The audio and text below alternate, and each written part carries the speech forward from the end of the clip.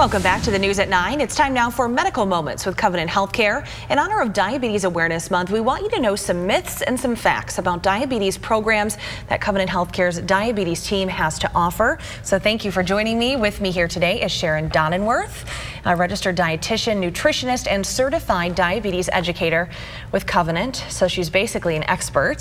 Thanks a lot for being here.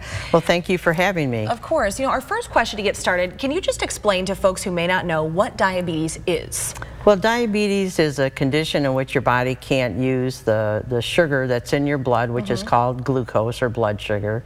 It comes from the carbohydrate foods that we eat, and your body's just not able to use it properly, so your blood sugar stays higher longer than we want it to, and the sugar starts attaching to other things in your body, causing damage. So it's really kind of a silent disease until it really becomes apparent when you're really sick. Right, that's why an awareness month like this is important. Yeah. Now, in your role, what are two common myths that you hear about diabetes and maybe the facts?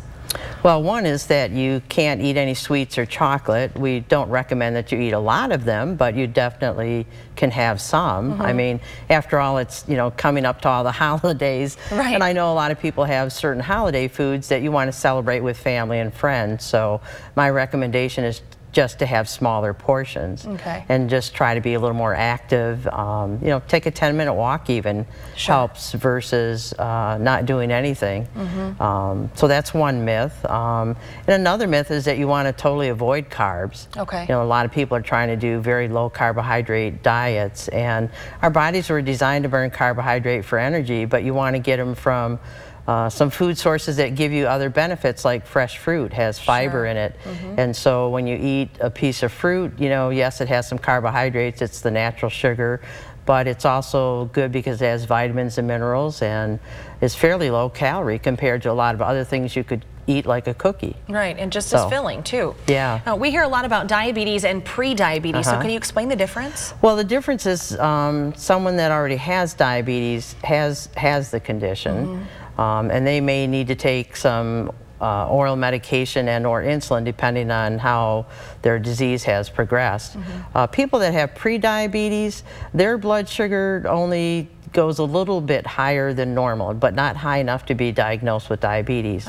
So if they have a meal that has a lot of carbohydrates, they may get a little sleepy afterwards. It may not be the turkey from the turkey dinner. It might be all the carbohydrates you have with the turkey. So their blood sugar would just stay up a little bit higher longer than we would want it to be.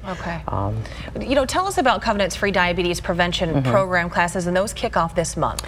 Yes, and as a matter of fact, today there's an information session in Frankenmuth at the Covenant building there at 600 North Main from 1:30 to 2:30. It's to tell people about the program, because the diabetes prevention program for the participants is really a year-long commitment.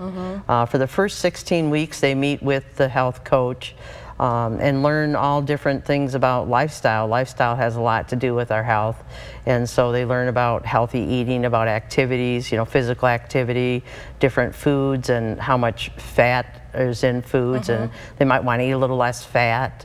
And then they meet monthly for several months, and so it's really quite a time commitment. But in the past, when we've done the classes, people that complete the program for the whole year achieve the two goals, which are to lose 5 to 7% of their body weight from the time they start, and to get eventually 150 minutes of physical aerobic activity in a week. And you can break that down into as little as 10-minute increments. It doesn't have to be all at once, obviously. So wonderful. All right, thank you so much for being with us. Great information there. And if you'd like to know any more about today's topic and Diabetes Awareness Month, just head over to the hot link section of WNEM.com.